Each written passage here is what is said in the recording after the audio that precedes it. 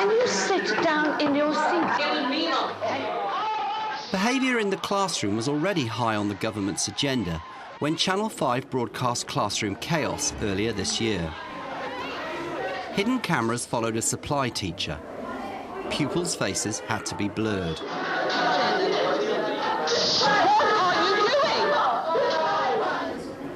doing? The report gave ammunition to those demanding tough action.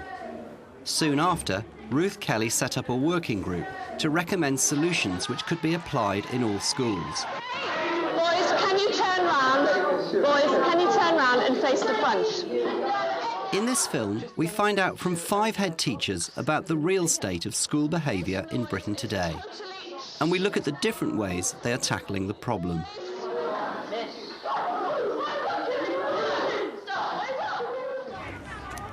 At Teddington School in Middlesex, the staff believe behaviour is getting worse.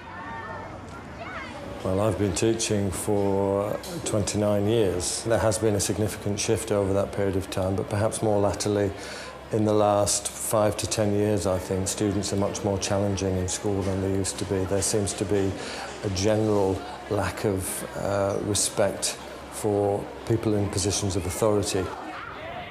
That's a view shared by teachers at Southfields Community College in South London.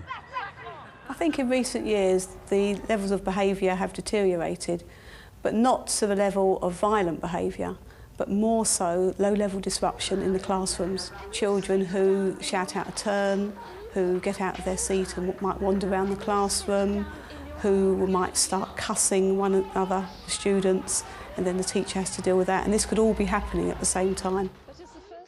But how widespread is bad behaviour? Jeff Moss is a former teacher and educational psychologist who now spends all his time in schools training teachers. In many a class, if we become invisible, what we seem to see, often see, are things that head teachers never see. That's kids jumping on tables, throwing books, shouting abuse at teachers, and sometimes it feels very uncomfortable in those classes. That's probably still a minority of classes, but for those teachers who are experiencing it, it's an awful, stressful experience for them. And for the kids in those classes, there's not a lot of learning taking place. If behaviour is getting worse, why? Many educationalists and teachers believe the key lies in changes in society and the way in which children now relate to all adults, teachers and parents. Parents find it difficult to be parents. I think they don't want to stop them going out, and they want to try and meet them halfway, and whether it can work with some, it doesn't work with others. I think society, the media, influencing them. I mean, for my boys particularly, you know, they're very media aware. They want to be cool. They want to, you know, wear the correct clothes and to be seen to be cool. And it's actually not cool to achieve amongst these boys, really. The distinction between childhood and adulthood is becoming blurred. What children witness now, not just on the Game Boy and the like, but also the mainstream television, is a world of adults which are very often less than, I suppose, positive models for them. We see the celebrity culture with adults who behave in very immature ways, who are attention-seeking, very egocentric, actually where education isn't much valued, where learning certainly doesn't come to the fore. Teddington School is running a new project for a group of Year 10 boys with a history of bad behaviour. The man in charge has a no-nonsense approach to poor behaviour. You're going to start off in the tank first of all, where again you're going to be right off. We're going to be practising some of the skills you've learnt before, okay? Yeah. In an orderly fashion. Yes, you can leave your bags here because it will be locked up. Okay. Wayne Simon is a sports psychologist. He's running the Self-Esteem Through Sport project. The Teddington boys spend half a day a week learning to row. Think about what you're doing. The aim is to change the behaviour of boys who've been in trouble since Year 7. What sort of bad behaviour were they typically getting up to? just rude and challenging really to staff at school. Lots of them really not interested in the academic side of school, and because of that, they do have difficulties in the classroom. They can't access all of the work all of the time, and because of that, then there's behavioural problems that are linked to it. And they're getting lots of detentions and punishments. Lots of detentions for not handing in homework. Then they don't go to the detention. Then it becomes bigger. It escalates into a department detention. They don't go to that. It becomes a leadership team. And so the whole thing was kind of snowballs, really. And that was happening regularly and often leading to internal exclusions where they sit down the heads corridor and work is sent down there for them for the day. Right to go right. Yep, that one to go the other way. You're in control, you're the cox, you're the main man. Ross, Zach, remember who's in charge of this boat? Okay, he is, because you can't see where you're going, he's the one who's going to tell you what to do. Generally speaking, most of these young men, the only attachment they feel is to the pack, and that can be quite negative in school and out of school. So what we've tried to do, what we have achieved, is getting them to feel part of a team. The rowing gives them a sense of achievement, it gives them a sense of attachment, and their attitude has to change. A, because they have to behave correctly, they have to follow instructions on the water, and they know that if they don't work together, hence the change of attitude, nothing will work. When they've achieved something, you could see them physically feel better. They stand taller. I think what the programme does is to allow us to spend more time with individual students, learning more about them, learning more about their needs. So to be off the school site, in a small group, engaging in activities where they have an interest, and more particularly they have a talent and they can be successful, that has a positive effect on their whole attitude towards education in general. Remember, if you put your blades flat on the water, that stops it. Keep it flat. That's good, and nice and flat. Right, and flat, and stop. That's it. Nice and steady. Good. From an early age, we teach our children how to behave properly. We teach them which knife and fork to use. And a lot of people say, when they come into the classroom situation, especially at Key Stage 3, Key Stage 4, they should know how to behave. Of course they should do. But if they don't know the basics, we are responsible. At Nine Styles in Birmingham, they believe a clear, consistent approach to discipline within the school can change the behaviour of students. In the past, many would have been left to drift out of the system. I think it's far too simple to say behaviour is getting worse. The issue is a much more complex one. We now are trying to address the educational needs of 100% of our students. In the past, we were all quite happy to write off a percentage of our students, perhaps as many 20 or 30% of our students. Nine Styles' answer is a whole school approach. Behaviour for Learning was introduced by Sir Dexter Hutt, now executive head, and has been praised by many politicians, including the Prime Minister. It's based on a system of consequences, starting with a verbal warning and culminating in a 6-hour stint in the isolation room. Today, there are 5 students, a typical day. Kelly, from Year 9, is a frequent offender, who in the past would have been written off by the school. It's horrible, just sitting there and boring. You're just working, they give you some work, and they've got these little desks, and you can't see the person next to you, and you just sit there, do some work, and then at dinner time, because breakfast, you don't get breakfast in there, and then when it comes to dinner time, you get to have a sandwich, and then you just get on with some more work, and then go at the end of the day. The isolation room is a pretty extreme measure. Do you think it's an appropriate measure? It's an appropriate measure, and I would disagree that it's extreme. It ensures that students stay in school, it ensures that they are continuing to do work, but at the same time it makes them very clear about the consequences of their poor behaviour. And whereas they're normally allowed to be with their friends in lessons and around school, because of their poor behaviour in lessons, they're withdrawn from that lesson for a day where they have to work on their own. 3, 2, and consequences then to the following people. So have you all looking this way, headphones off, thank you. Still waiting for one young man. Notices spell out the consequences. A C1 is a verbal warning, a C2 a second warning, and a C3 an hour's detention. Another telling off leads to a C4, isolation. When you first came to the school and you saw the isolation room, what did you think? I thought that it worked.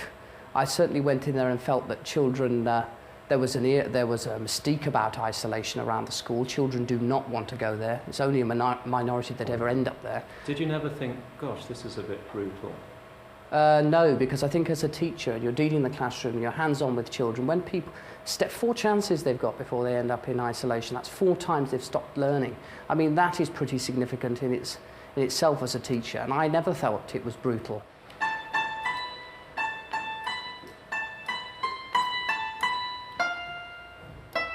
Just stop there for me, just going to have little bits of it, OK?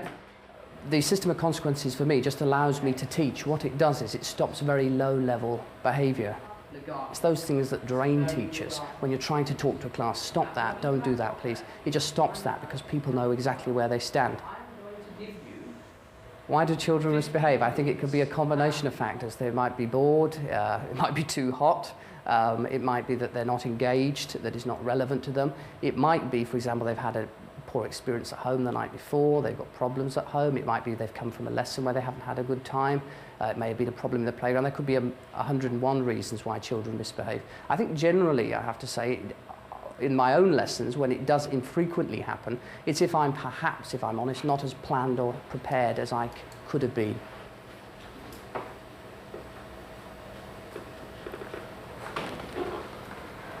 Right, easy one. Was she using her left hand? Did you hear her using her left hand? You need to listen more carefully. She was using her left hand. It's because you were nodding off there. Right? Next time I'm going to give you a consequence. Although the 9 Styles approach has been widely copied, critics doubt whether on its own it can work for all children. Until, I suppose, fairly recently, very often many of the traditional approaches to, quote, discipline worked, certainly for most children.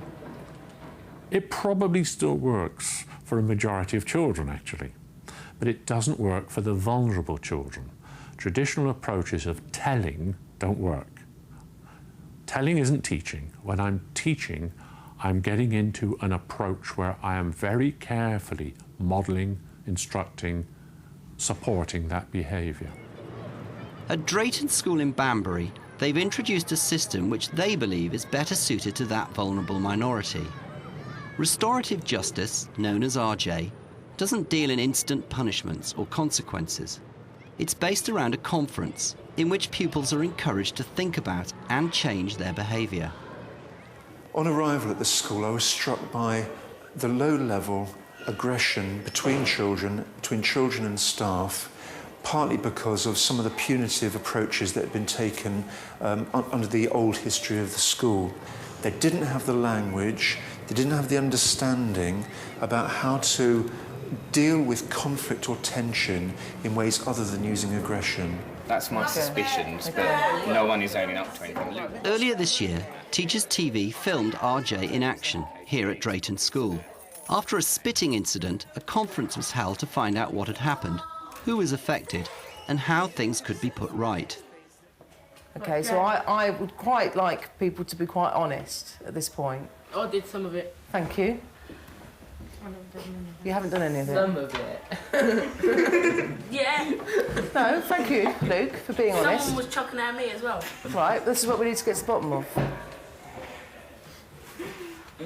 Anybody else want to own up? He does. Thank you. Matthew? I ain't gobbed. You haven't. Jade? No. Orion? No. Right, OK, so the rest of you, OK, I'd like you to go back into the class. I'm going to come and see that you have settled. Enough if I allow you. So, Do you have any idea how you've just affected that class? We gobbed all over it. Okay. So who's been affected now? The classroom. Yeah, anybody else? Teacher, pupils. Mark. Okay, Mark. So what can we do now? What, you know, what's the fair or the right thing to do now to get this sorted?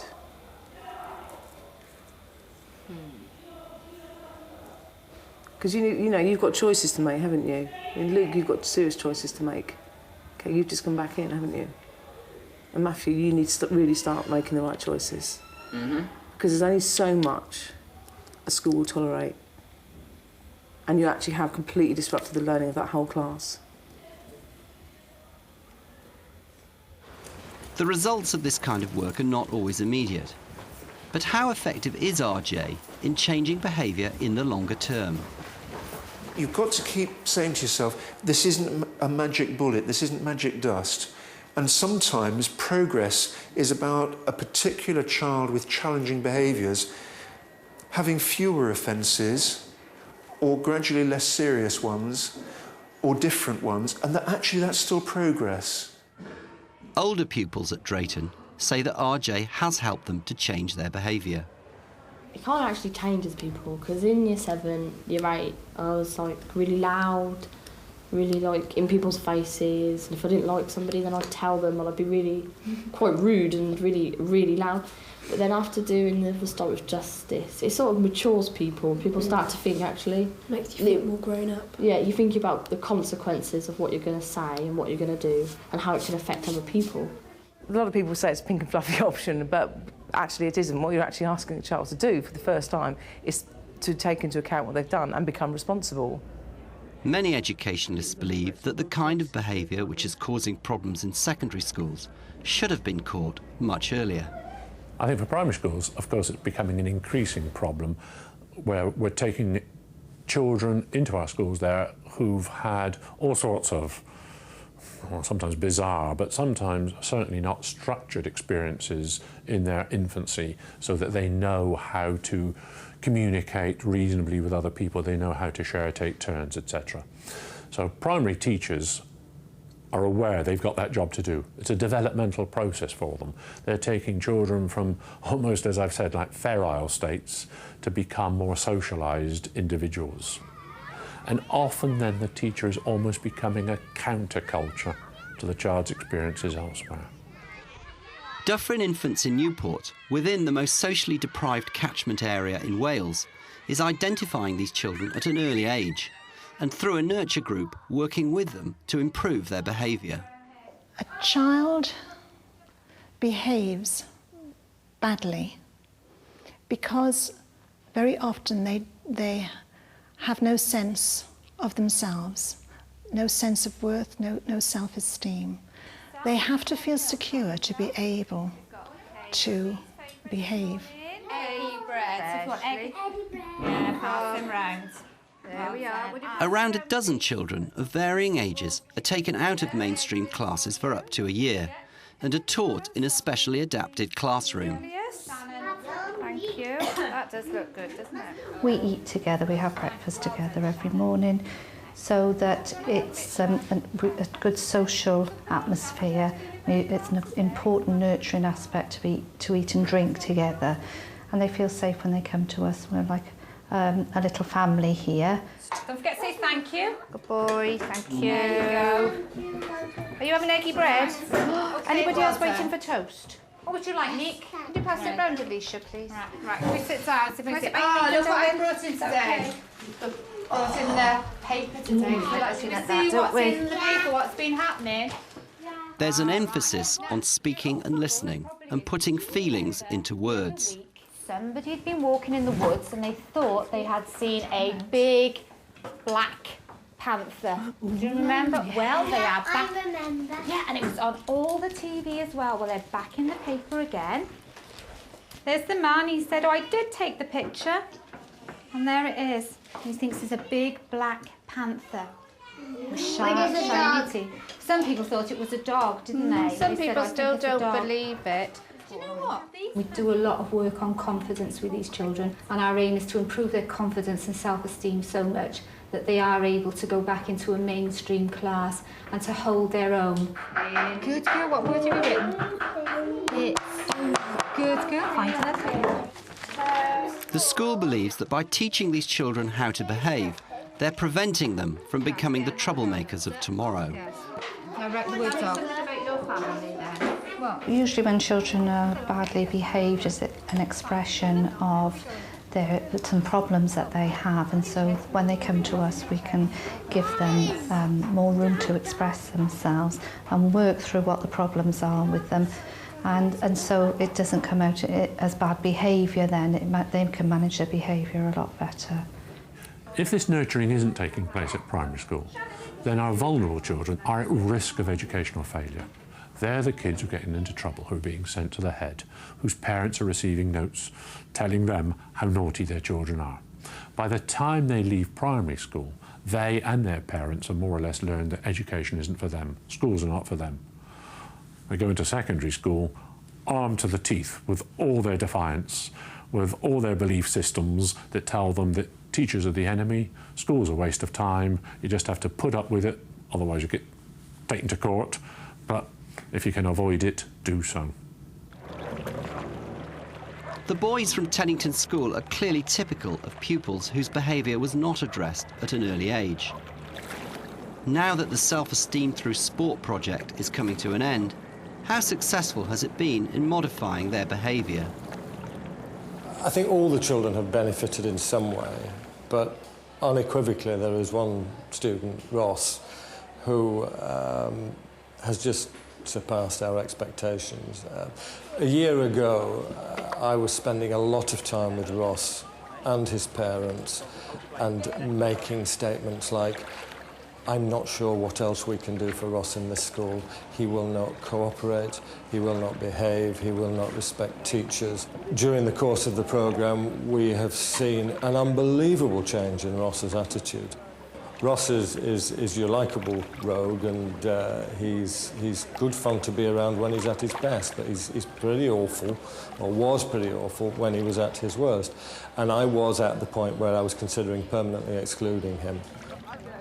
Well, year 7, I was pretty good until I met half of these lot in year 8.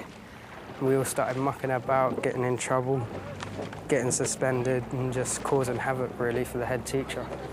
What kind of things did you get up to?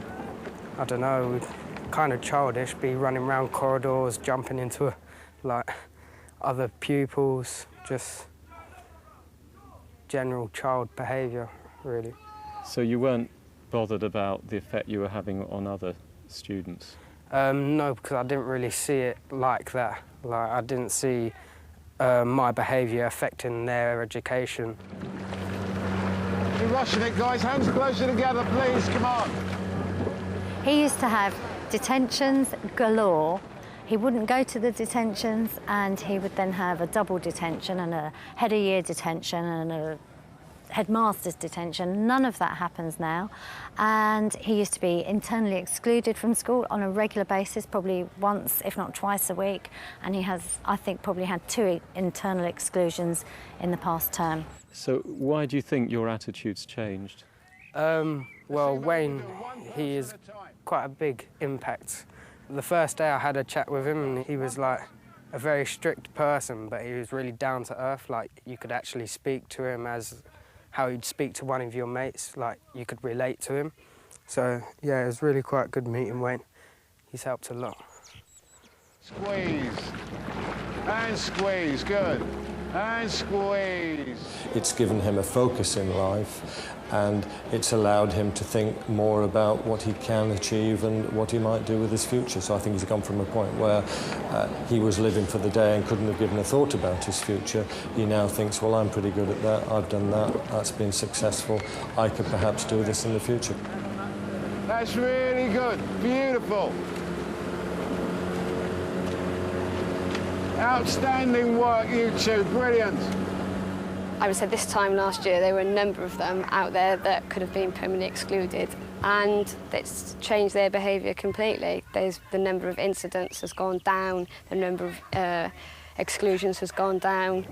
Obviously, they're not angels. There's still a lot of issues at school. So they're not doing their work. They're not handing their homework on time. There's still lack of motivation in the classroom. But it's this coming out every Wednesday that keeps them really focused, and I think it saves some of them from really going off the rails. Let's keep going, boys, come on. Every school in this country should have a course that's very similar. It's hands-on, it's hard work, but these boys can achieve because they're given the opportunity to achieve. And sometimes the negative downside is that other members of staff say, why are we spending so much money on the badly behaved? If we look at the cost long-term, the cost of a prisoner is far greater than the cost of having one child on this type of course. It's the future we're looking at. It's about giving them a sense of belonging. It's about giving them a sense of achieving something. As the government considers a new approach to behaviour in schools, it's likely that all of the strategies featured in this film will be part of the package. At 9 Styles, a hierarchy of consequences leads to the isolation room, the ultimate deterrent. At Drayton, restorative justice encourages students to accept responsibility for bad behaviour. At Dufferin, early years intervention in the form of a nurture group can nip problems in the bud. But many teachers believe the key to changing behaviour ultimately lies in the curriculum. The national curriculum is very prescriptive, and it's always teaching to a test and competing in league tables, so you have to do well in your SATs, you have to do well in the GCSEs. And that's fine, but if you're a non-selective school, which Southfields is, in a very selective borough, you want to meet the needs of the individual child and not the needs of the mass of children. At Southfields, they've introduced far more personalised learning. Anif and Aaron, both in Year 9, have been taken out of mainstream lessons for a whole year. Most of their teaching is in small groups, with an emphasis on English and maths. How many support Arsenal? Half. How many support Chelsea? 25. It's on 30. But perhaps the biggest change for teachers is that increasingly they will have to take direct responsibility for teaching good behaviour. I think it's a good idea if teachers are enabled to take on this notion that not only are they teaching or coaching maths, science, literacy skills, numeracy skills, but they're also doing that for behaviour. Yeah, teachers need to become behaviour coaches.